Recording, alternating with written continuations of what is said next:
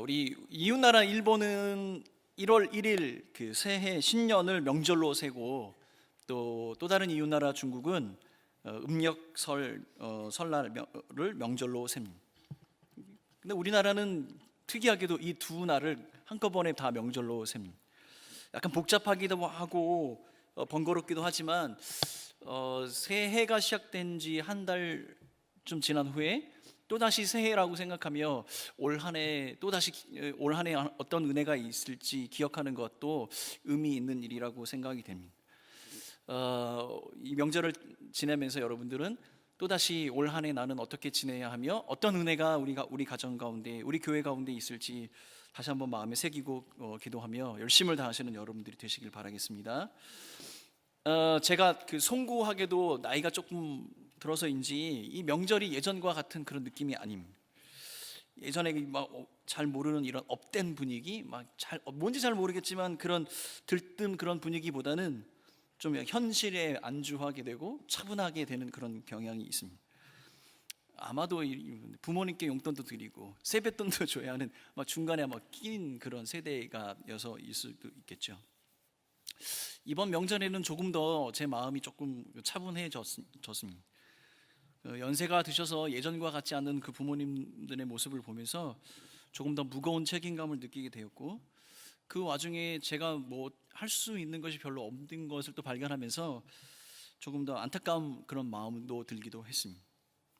여러분의 명절은 어떠셨는지 잘 모르겠습니다. 어쩌면 저는 조금 더 이 명절을 지내면서 제 인생의 어떤 그 무게를 조금 더 배워가는 것이 아닐까 그런 생각을 했습니다. 제가 오늘 신년을 들어서 창세기를 쭉 읽어가면서 이 창세기에 등장하는 인물의 인생사, 한 사람의 인생에 대한 관점으로 창세기를 쭉 읽다 보니까 하나 발견한 것이 있어요.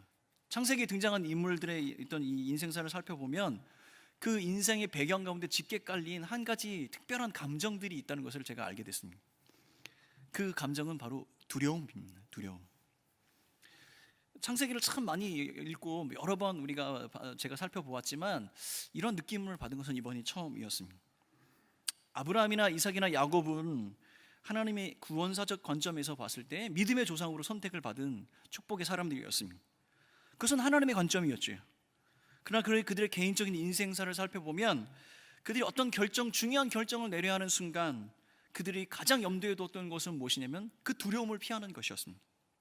거처를 옮긴다거나 가족들을 먹여 살리고 자녀들을 부양하는 것, 가정을 이루는 것, 어떤 산업을 경제 활동을 하는 것, 그 모든 것 가운데 그들이 가장 염두에 두었던 것은 무엇이냐면 두려움을 피하는 것이었습니다.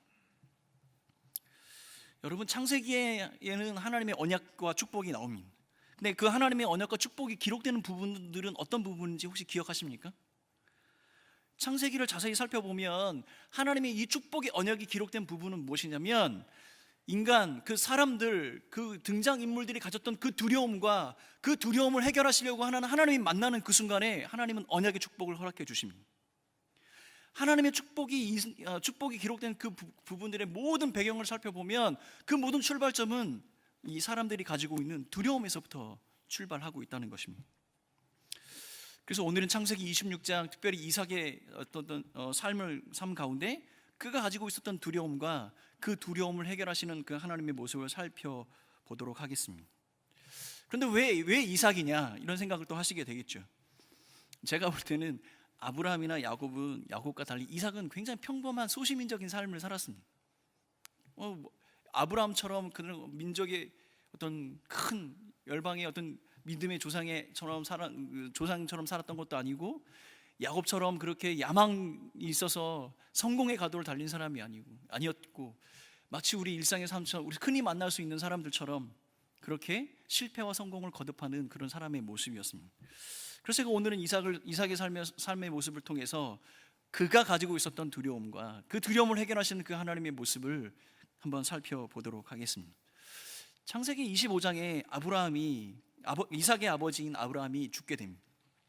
하나님께서는 아들 이삭을 축복하셔서 브엘라 헤로이 근처에서 머물게 하시고 그곳에서 살도록 하십니다. 그런데 그 땅에 큰 흉년이 들었습니다. 26장 1절 말씀입니다. 아브라함 때에 첫 흉년이 들었더니 그 땅에 또 흉년이 들매 이삭이 그랄로 가서 블레셋 왕 아비멜렉에게 이르렀더니. 이삭은 큰 흉년으로 인해서 그의 아버지의 죽음 이후에 하나님께서 축복으로 주셨던 그 땅에서 머물지 못하고 그곳을 떠나기로 결정을 하게 됩니다. 여러분, 이삭에게 부엘라헤로이라는 이 땅은 어떤 의미의 땅인지 혹시 알고 계십니까? 부엘라헤로이라는 이 땅의 이름은, 이 지명 자체가 참 은혜가 있습니다. 부엘라헤로이는 나를 보시는 살아계신 하나님의 우물이라는 뜻입니다. 그리고 이 부엘라헤로이라는 땅은 하갈이 이스마엘을 잉태했을 때 사라에게 쫓겨서 도망을 가다가 돌아온 곳이 바로 이 땅이고, 결정적으로 이삭과 결혼한 리브가를 처음 만난 곳이 바로 이 땅입니다. 그럼 이삭에게는 굉장히 의미 있는 땅이죠. 가장 안전한 땅이기도 하면서 하나님의 축복으로 주셨던 땅이기도 하고, 그 개인적으로도 봤을 때 굉장히 의미 있는 땅이 바로 부엘라헤로이입니다. 그런데 그 안전하고 의미 있는 그 땅을 떠나야 하는 결정을 하게 됩니다. 이 땅을 떠나야 하는 결정적인 그 이유는 무엇이었죠? 바로 흉년이 들었기 때문입니다. 여러분, 가장 안전하고 가장 개인적으로도 의미 있는 그 땅을 떠나야만 하는 그 결정 가운데 이런 흉년이라는 큰 재앙이 그에게 있었던 것입니다. 단지 우리가 흉년 그러면은 우리가 흔히 생각하는 곡식의 추수를 거두지 못하는 그러한 상황들을 연상하게 되겠죠. 그런데 그 땅의 의미를 생각해 보면 단순히 곡식 작물의 작황이 별로 좋지 않아서 그 땅을 떠나야만 하는 그러한 상황이 아니라는 것을 우리는 짐작할 수 있습니다. 아마도 큰 기근이 몇 년에 걸쳐서 이루어졌을 것이고, 더 이상 그 땅에서 머무를 수 없는 그러한 상황이 이삭에게 닥쳐왔을 것입니다. 그것은 어쩌면 그의 가문, 그 개인의 삶 자체를 망가뜨릴 수 있는 굉장히 큰 경제적인 기근이며 고통이었을 것입니다. 이삭은 한 족장으로서 굉장히 많은 가족들과 종들을 돌봐야 했으며 많은 가축들을 보살펴야만 했을 것입니다. 마치 우리들의 아버지와 같습니다. 부양해야 할 가족들의 모습을 살펴보며 내가 그 부양할 그 의무를 다하지 못할 때 느끼는 그 부담감과 어려움, 그 스스로 그것을 해결할 수 없는 그 큰 고통이 지금 이삭에게 닥쳐온 것입니다. 이것은 단순히 그 해 한 해에 어떤 식물의 작황이, 농업의 작황이 어려워서 그러한 결정을 내린 것이 아니라는 것을 우리는 이해해야 합니다. 이러한 어려운 결정 가운데 이삭은 그의 아버지와 똑같이 애굽으로 피신을 하기로 작정을 합니다. 그 옛날 그의 아버지가 했던 것 같이 똑같은 그러한 결정이었습니다. 그 당시 애굽이라고 하는 땅은 지금도 마찬가지지만 나일강이라고 하는 큰 지류가 강이 흘러서 비옥한 땅으로, 사람들의 생각으로는 그 땅은 기근이 들지 않고 언제나 먹을 것이 있고 사람이 살 수 있는 그런 환경이라고 생각을 했을 것입니다. 그 땅에서 이방인처럼 살아도 당장 먹을 수 있는 것이 해결될 것이라는 그런 기대가 이삭에게는 분명히 있었을 것입니다. 이것은 지극히 당연한 것이고 상식적이며 인간적인 생각이었습니다. 그래서 이삭은 그 모든 것을 뒤로하고 그 부엘라헤로이를 떠나 애굽으로 가기로 결정을 하고 그랄 땅에 머물게 되었습니다. 근데 그 그랄 땅에 머무는 그때 하나님께서, 여호와 하나님께서 그 이삭에게 나타나셔서 계시를 하십니다. 여호와께서 애굽으로 내려가지 말고 내가 지시한 그 땅에 머물라라고 말씀하고 계십니다. 우리가 살펴보게 될 창세기 26장 전체에는 두 번 하나님께서 이삭에게 나타나서 직접 말씀하시는 장면이 나오는데 이것이 바로 첫 번째 장면입니다. 창세기 26장 2절 말씀입니다. 여호와께서 이삭에게 나타나 이르시되 애굽으로 내려가지 말고 내가 내게 지시하는 땅에 거주하라.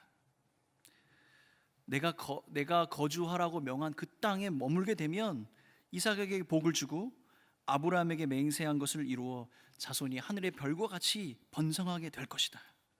이 모든 땅을 너와 네 자손에게 주고 천하 만민의 복의 근원이 될 것이다. 이 말씀에 순종해서 26장 6절에 보면 이삭은 하나님의 계시를 받고 순종하는 마음으로 애굽으로 떠나지 않고 그랄에 머물게 됩니다. 그런데 우리가 여기서 자세히 한번 살펴볼 것이 있는데, 하나님께서 이삭에게 나타나여 말씀하신 이 계시의 말씀, 이 말씀이 어떤 의미가 있는지 한번 살펴볼 필요가 있겠습니다. 이삭은 모든 두려움, 자신의 현실에 닥친 경제적인 어떤 그 궁핍함, 고난의 그 두려움을 물리치고 하나님께서 말씀하신 대로 그 땅에 머물기로 작정을 했습니다. 무엇 때문이죠? 무엇 때문에 그가 그런 결정을 내릴 수 있었습니까? 하나님께서 말씀하신 계시의 말씀 때문이었습니다. 근데 이 계시의 말씀은 창세기 12장에 보면 그의 아버지 아브라함에게 하신 하나님의 약속과 똑같습니다. 창세기 12장 1절 2절 말씀에 보면 여호와께서 아브라함에게 나타나셔서 그 너의 고향 친척 아비집을 떠나 내가 보여준 그 땅에 가라. 그리하면 너는 큰 민족을 이루고 내게 복을 주어서 내 이름을 창대하게 하고 너의 자손을 하늘의 별과 같이 하겠다. 하나님께서 말씀하신 그 계시의 말씀, 이삭이 그것을 붙들고 그 두려움 가운데 그 땅에 머물기로 작정한 그 말씀은 이삭에게 주셨던 것이 아니라 그의 아버지 아브라함에게 주셨던 언약의 말씀에 근거하는 것이었습니다. 이것을 창세기 26장 3절은 이렇게 이야기를 합니다. 창세기 26장 3절과 4절 말씀입니다. 내가 내 아버지 아브라함에게 맹세한 것을 이루어 내 자손을 하늘의 별과 같이 번성하게 하며 이 모든 땅을 내 자손에게 주리니 내 자손으로 말미암아 천하 만민이 복을 받으리라. 이삭에게 지금 이 땅을 떠나지 말아야 할 것에 대한 약속을 주셨는데, 그 약속의 근거는 무엇이냐면 그의 아버지 아브라함에게 주셨던 그 언약을 근거로 이 약속을 하고 계시는 것입니다. 아브라함에게 주셨던 그 언약의 말씀을 똑같이 지금 이삭에게 말씀을 하고 계시는 거죠. 이삭은 그 말씀에 순종하여 그 땅에 남게 됐고 복을 받게 되었습니다. 하나님께서 이 언약의 말씀을 이삭에게 주신 이유는 무엇입니까? 왜 이런 언약의 말씀을 다시 한번 이삭에게 베풀어 기억나게 하시는 것일까요? 왜 그의 아버지 이삭의 말씀을 그대로 인용해서 이삭에게 이 언약의 말씀을 주시는 걸까요? 그것은 아주 단순합니다. 하나님께서 무엇인가 새로운 것에 대한 이야기가 아니라 너의 아버지에게 주셨던 그 언약의 말씀, 그 언약을 이삭도 기억하길 간절히 원하셨기 때문에 그것에 대해서 다시 한번 이야기를 하고 계시는 겁니다. 이 언약의 말씀이 어떻게 지켜지는 것입니까? 하나님의 신실하심에 기대는 것입니다. 하나님의 은혜의 소망에 기대는 것입니다. 그가 반드시 이 언약을 이룰 것이라는 그 언약의 주체자가 우리 하나님이시라는 것, 너의 아버지 하나님이시라는 것을 하나님께서는 이삭이 기억하길 원하셨던 것입니다. 여기서 우리가 발견할 수 있는 우리가 크고 작은 인생의 크고 작은 두려움 가운데서 우리가 쓰러지지 않을 수 있는 비결이 무엇이냐면 하나님이 우리에게 약속하신 그 언약의 말씀을 기억하는 것입니다. 하나님께서 우리에게 주신 그 언약의 말씀이 반드시 우리의 삶 가운데 이루어질 것이라는 그 믿음으로 살아가는 것입니다. 그 하나님의 언약의 말씀 가운데 우리의 삶을 세울 때 우리는 우리의 삶을 엄습해오는 그 두려움 가운데서도 결코 넘어지거나 쓰러지지 않게 되는 것입니다. 우리는 하나님의 언약의 말씀을 기억해야 합니다. 여러분, 저에게 개인적으로 한 가지 약점이 하나 있습니다. 약점이 없을 것 같이 보이죠? 웃으신다는 이야기는 알겠습니다. 제가 길을 찾아가거나 운전을 해서 길을 찾아가는 건 전혀 문제가 되진 않는데 제가 꼭 지하에만 들어오면 방향 감각을 확 잃어버립니다. 심지어는 제가 어느 지하철역에서 출구로 나왔는데 그 출구가 잘못된 것을 알고 다시 들어갔는데 그 출구로 다시 나온 적도 있습니다. 근데 여러분 이것을 기억해야 합니다. 우리가 길을 잃어버렸을 때 가장 쉽게 길을 찾을 수 있는 방법은 무엇이죠? 우리가 길을 잃어버렸을 때, 방향을 잃어버렸을 때 가장 쉽게 그 방향과 길을 찾는 방법은 그 길을 가리키는 이정표를 찾는 겁니다. 여러분의 삶 가운데 경제적인 문제와 미래에 대한 두려움 가운데 아픔과 고통 가운데 계신 분이 있을 수도 있습니다. 그때 우리가 기억해야 할 것은 우리 하나님의 언약의 말씀, 나를 향한 그 축복의 언약의 말씀을 기억하는 것입니다. 그 말씀 가운데 내가 잃어버린 것이 무엇이고 내가 깨달아야 하는 것이 무엇이며 내가 붙들어야 하는 것이 무엇인지 우리가 기억할 때 우리는 그 하나님의 축복과 언약의 축복을 우리가 얻을 수 있게 되는 것입니다. 사랑하는 성도 여러분, 우리가 길을 걸었다가 혹 그 길에 막혔다는 그 두려움을 느끼는 그 순간이 오면 그 길 가운데 더 큰 하나님이 계시고 그 하나님을 바라볼 때 하나님께서 우리에게 가야 할 이정표, 그 언약의 이정표를 우리에게 보여주신다는 사실을 기억하는 여러분들이 되시길 바라겠습니다. 이삭이 생각할 때는 사람들이 생각하는 우리가 이삭을 바라볼 때 사람들이 생각했던 그 애굽이 축복이 아니었고 하나님의 약속, 그 언약의 약속을 붙들고 그 땅에 머물 때, 그 언약의 말씀을 기억하고 그 땅에 머물 때 하나님의 축복이 그 가운데 임해 있다는 사실을 우리는 깨달아야 하겠습니다. 창세기 26장 12절 13절 말씀입니다. 이삭이 그 땅에서 농사하여 그 해에 100배나 얻었고 여호와께서 복을 주심으로 그 사람이 창대하고 왕성하여 마침내 거부가 되었다. 사람들이 생각할 때는 늘 항상 흉년이 들지 않는 애굽 땅으로 피하는 것이 모든 두려움에서 벗어나는 유일한 방법이라고 생각했지만 하나님의 언약의 말씀을 기억하고 그 땅에 머물 때 하나님께서 그에게 축복하시고 하나님께서 그가 기대했던 것보다 더 큰 은혜와 그 축복을 그에게 허락해 주셨습니다. 이것이 우리의 두려움 가운데 우리의 두려움을 물리치고 하나님의 그 축복을 누릴 수 있는 첫 번째 비결인 것입니다. 사랑하는 성도 여러분, 여러분이 고난 가운데 있을 때 그 고난보다 더 큰 하나님, 그 하나님께서 우리에게 말씀하여 주시는 언약의 이정표를 붙드는 여러분들이 되십시오. 그것이야말로 그 두려움을 극복하며 하나님의 축복을 누릴 수 있는 비결이 되는 것입니다. 하나님의 말씀에 순종한 이삭은 큰 축복을 받았습니다. 애굽 땅에 내려가지 않아도 그 기근을 이길 수 있는 그 풍성한 부요함을 누리게 되었습니다. 얼마나 그가 창대하고 부유하게 됐는지 그 땅의 사람들이 시기할 정도가 되었습니다. 결국은 그 땅의 사람 아비멜렉 사람이 그를 쫓아낼 정도였습니다. 그보다 더 강성하게 되었다고 성경은 이야기하고 있습니다. 얼마나 많은 큰 축복을 받았습니까? 그런데 이야기가 여기서 끝이 아니죠. 이삭이 애굽을 내려가지 않고 그 땅에 머물러 거부가 되고 하나님의 축복을 누렸을 때 무엇이 또 따라왔습니까? 사람들의 시기와 질투, 그 다음에 관계의 어려움이 따라왔죠. 그리고 그 끝모를 고난이 따라왔습니다. 사람들이 그가 가지고 있는 파놓았던 우물을 막아버립니다. 광야에서 우물은 생명과 같은 것입니다. 또 다른 어떤 고난이 다가옵니다. 이 생명과 같은 우물을 파면 막고 또 옮겨서 그것을 또 파면 그곳에 그 우물을 막고 분쟁이 일어나고 다툼이 일어나고 시기와 아픔이 생기게 되었습니다. 견디다 못해 이삭은 또 다른 안전한 곳을 찾아가지만 그것도 안전한 곳이 아니었습니다. 여러분, 두려움이라는 것이 이런 것입니다. 어떤 인생의 하나 고비를 넘어가서 큰 두려움이 해결된 것처럼 보이지만 또 다른 자꾸 큰 두려움이 우리를 또 엄습해 옵니다. 가난과 빈곤의 문제를 해결한 것처럼 보이지만 또 이삭에게는 생존의 문제와 그 관계의 문제, 그 문제 속에 문제에 부딪히게 되고 이것을 회피하거나 도망칠 수 없는 그런 상황에 빠지게 되는 것입니다. 여러분, 두려움 중에 가장 큰 두려움이 무엇인지 아십니까? 두려움 중에서 가장 큰 두려움은 고난과 고통이 끝날 것이라는 어떤 이 사실을 알지 못할 때 그 두려움이 가장 큰 것입니다. 여러분, 내가 지금 당하고 있는 고난과 어려움이 언젠가 끝이 날 것이라는 사실을 안다면 그건 두려움이 아닙니다. 왜냐하면 우리가 인내하고 참고 소망을 품을 때 우리는 그 두려움이 해결될 것이라는 것을 알기 때문이죠. 근데 그 두려움이 끝나지 않을 것이라는 그것이 더 큰 두려움이고 더 큰 아픔이 되는 것입니다. 지금 이삭에게는 이런 상황이 벌어진 거죠. 하나의 큰 어려움이 해결되어졌습니다. 큰 축복을 받았습니다. 그런데 그것이 끝이 아닙니다. 그 축복과 함께 또 다른 고난이 밀려옵니다.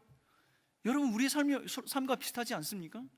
우리가 큰 하나님 앞에 끊임없이 기도하고 간구해서 마치 하나님께서 응답하셔서 무엇인가 하나 해결된 것처럼 보이지만 그 너머에 또 다른 고난이 덮쳐오고 또 다른 두려움이 우리에게 엄습해오는 그런 순간들이 날마다 우리에게 경험되어지고 있습니다.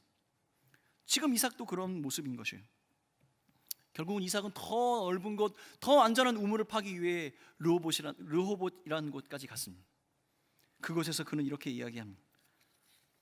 26장 22절 말씀입니다. 이삭이 거기서 옮겨 다른 우물을 팠더니 그들이 다투지 아니하였으므로 그 이름을 르호봇이라고 하여 이르되 이제는 여호와께서 우리를 위하여 넓게 하셨으니 이 땅에서 우리가 번성하리로다 하였더라. 이삭이 가지고 있는 계획과 이삭이 가지고 있는 계획과 그가 그 스스로 선택해 나아가는 것은 더 크고 더 넓은 곳으로 가는 것이었습니다. 더 안전한 곳으로 가는 것입니다. 그래서 그곳은 르호봇이라는 곳인데 이것은 넓은 장소라는 뜻입니다. 그리고 이 성경에 기록된 더 이상 다툼이 없었다라고 얘기합니다. 이삭은 스스로 생각합니다. 다시 나에게 번성과 번영이 올 것이다. 하나님의 축복이 임할 것이다 라고 생각을 하였습니다. 그런데 그것도 아니었던 것 같습니다. 바로 이어지는 그 다음 구절에 보면 그는 다시 부엘세바로 올라갔다고 이야기합니다. 왜 르호봇이라는 그 넓은 곳에서 더 이상 다툼이 없는 곳에서 부엘세바로 올라갔는지 옮겨갔는지 성경에는 자세하게 설명이 나와 있지는 않습니다. 근데 그 정황을 살펴보면 아마도 이삭은 르호봇에서 기대했던 그 모든 것을 충족할 만한 그것을 얻지 못했던 것 같습니다. 그래서 그는 이 분쟁과 시기와 질투, 이 관계의 어려움, 이 경제적인 어려움을 극복하기 위해 또 다른 피난처, 우리 그 실패와 이 분쟁의 피난처인 부엘세바라는 곳으로 가야겠다라고 마음을 먹었던 거겠죠. 근데 그곳에 하나님이 계셨습니다. 두 번째 하나님께서 그곳에서 나타나셔서 그에게 말씀하고 계시는 겁니다. 26장 24절 말씀 우리 같이 한 목소리로 함께 읽겠습니다. 시작. 그 밤에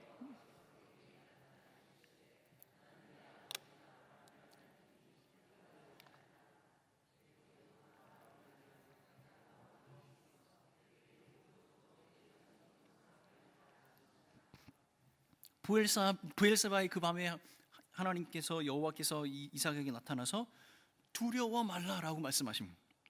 그리고 다시 한번 이삭에게 그 언약의 말씀을 반복해서 이야기를 하시죠. 내가 너와 함께 있어 내게 복을 주어 내 자손이 번성하게 될 것이다. 근데 여러분, 이 언약의 근거는 무엇입니까? 하나님께서 말씀하시는 이 언약의 근거가 무엇이죠? 이삭이 너무 착한 마음을 가졌기 때문에요. 온유한 마음으로 우물을 양보했기 때문에, 그 고통과 고뇌움 가운데서 모든 참고 인내했기 때문에 이러한 언약의 말씀을 다시 한번 그에게 주시는 겁니까? 그 언약의 말씀이 이루어져서 너희는 두려워하지 말라고 말씀하시는 그 이유가 무엇입니까? 이 모든 것은 그가 이 언약을 받을 만한 사람이라는 것을 증명하지는 않습니다.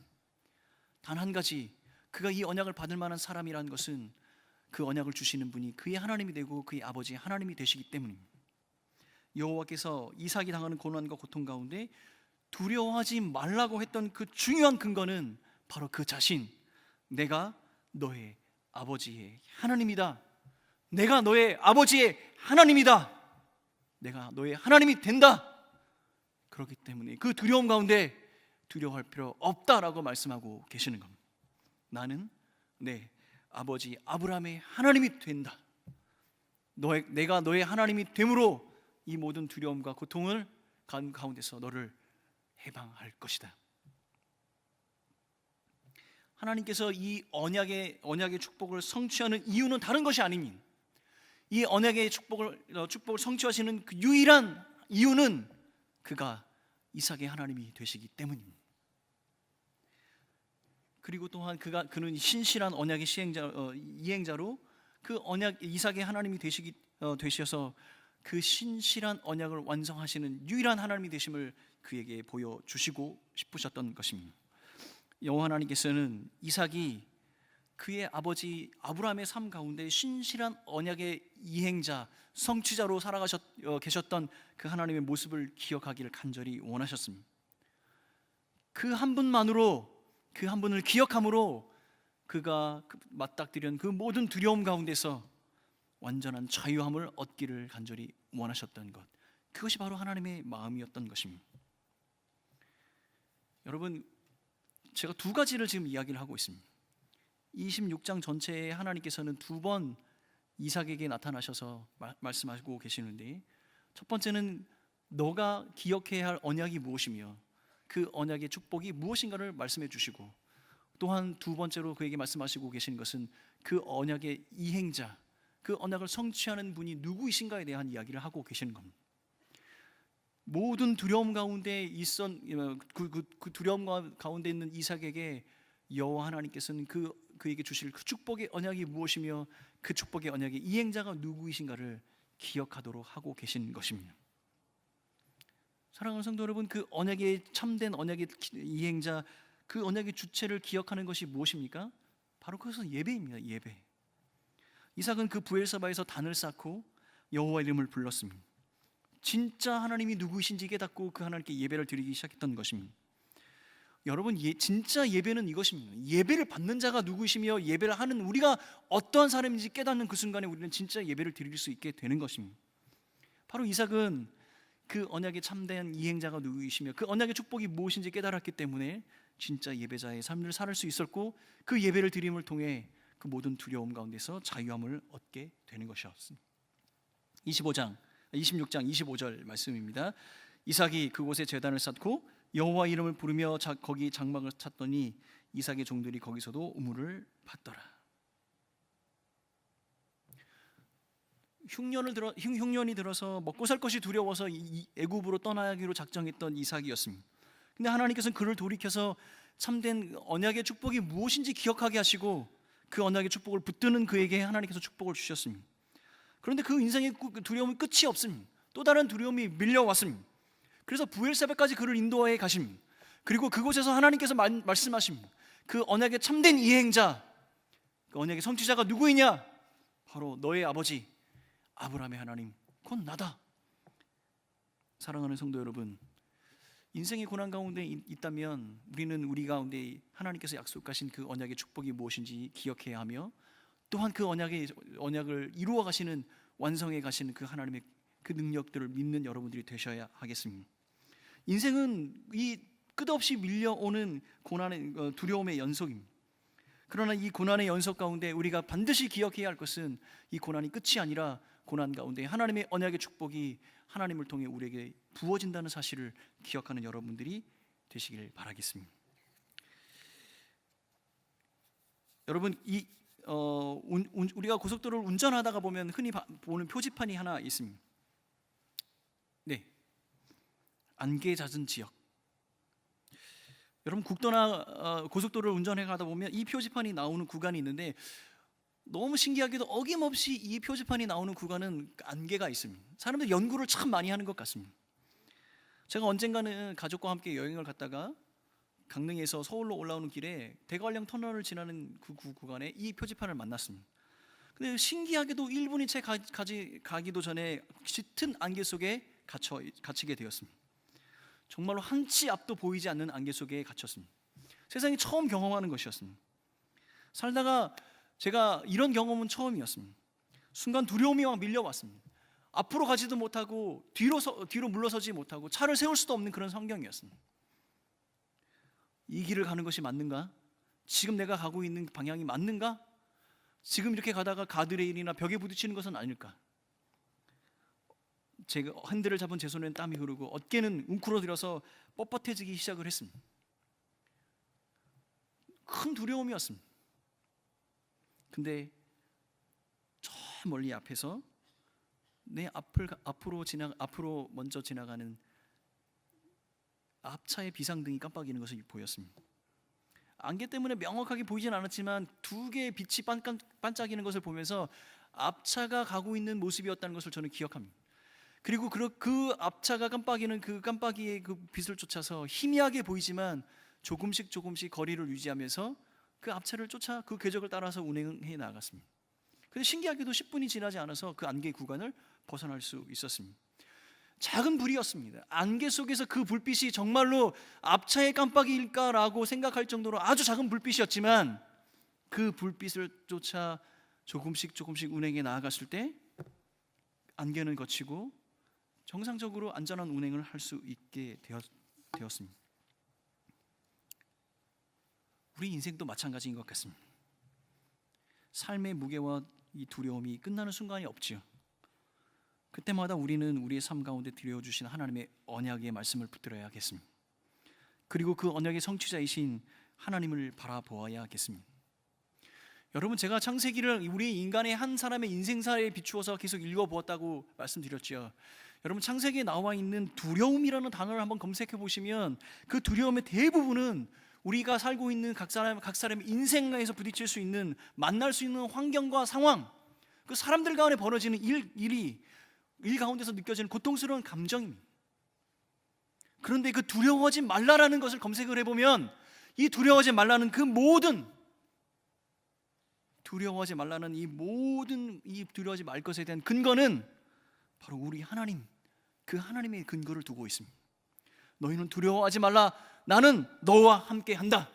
너희는 두려워하지 말라, 나는 너의 하나님이 된다. 너희는 두려워하지 말라, 나는 너희의 방패가 될 것이다.